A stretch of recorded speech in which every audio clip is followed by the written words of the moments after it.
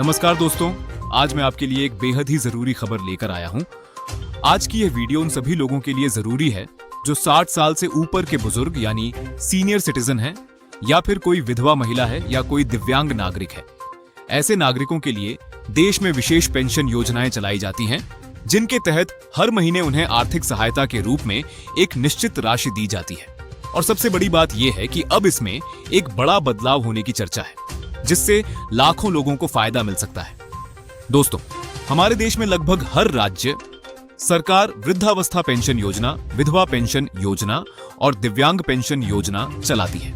इन योजनाओं का मुख्य उद्देश्य यही होता है कि जो लोग कमाने की स्थिति में नहीं है, उन्हें सरकार हर महीने आर्थिक सहायता दे, ताकि उन्हें बुढ़ापे में, विधवा अवस्था में या दिव्यांग होने पर किसी और पर निर्भर न रहना पड़े। अब तक आपने देखा होगा कि इन योजनाओं के तहत मिलने वाली पेंशन राशि हर राज्य में अलग अलग है। कहीं 400 रुपए दिए जाते हैं, कहीं 1000 रुपए, तो कहीं 2500 रुपए तक मिलते हैं। यानी हर राज्य अपनी क्षमता और नीति के अनुसार पेंशन राशि तय करता है। लेकिन अब बड़ी खुशखबरी ये सामने आ रही है कि 3000 रुपए प्रतिमाह पेंशन देने की बात कही जा रही है। चाहे वह बुजुर्ग हों, विधवा महिलाएं हों या दिव्यांग साथी हों, सभी को 3000 रुपए प्रतिमाह देने की चर्चा चल रही है। अब यहाँ कई सवाल उठते हैं कि आखिर यह किस राज्य में लागू होगा, किन किन लोगों को इसका लाभ मिलेगा और कब से इसका फायदा मिलना शुरू होगा। इन सभी सवालों के जवाब मैं आपको इस वीडियो में विस्तार से बताने वाला हूं। इसलिए आपसे निवेदन है कि वीडियो को अंत तक जरूर देखें। अगर वीडियो पसंद आए तो इसे लाइक जरूर करें। अगर आपके मन में कोई सवाल रह जाए तो उसे कमेंट बॉक्स में लिखें। मैं आपके हर सवाल का जवाब देने की पूरी कोशिश करूंगा।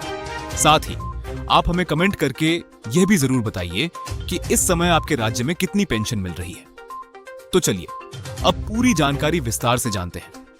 दोस्तों, जब भारत सरकार कोई योजना लागू करती है तो वह पूरे देश में समान रूप से लागू होती है।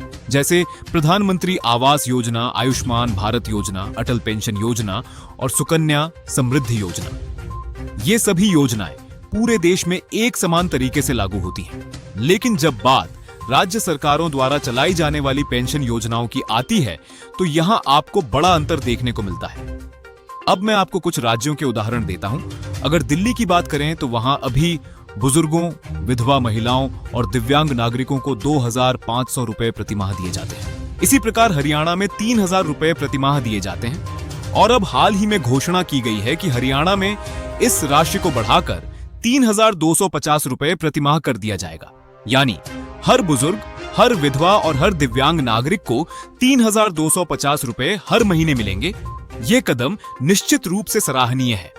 लेकिन अगर दूसरी तरफ देखें तो तस्वीर बिल्कुल अलग दिखाई देती है। बिहार में सरकार ने चुनावों को देखते हुए पेंशन राशि 400 रुपए से बढ़ाकर 1100 रुपए कर दी है।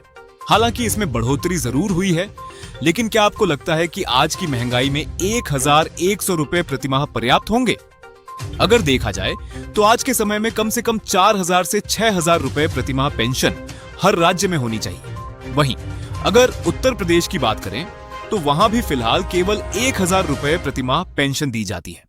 इसी तरह झारखंड में 1000 रुपए, उत्तराखंड में 1200 रुपए, पश्चिम बंगाल में 750 से 1000 रुपए, राजस्थान में लगभग 700 से 1000 रुपए और महाराष्ट्र जैसे बड़े एवं विकसित राज्य में भी केवल 600 रुपए प्रतिमाह पेंशन दी जाती है। अब आप खुद सोचिए, क्या 1000 रुपए या 1200 रुपए महीने की राशि को वास्तव में पेंशन कहा जा सकता है? आज के समय में इतनी राशि से किसी व्यक्ति का गुजारा करना बेहद मुश्किल है।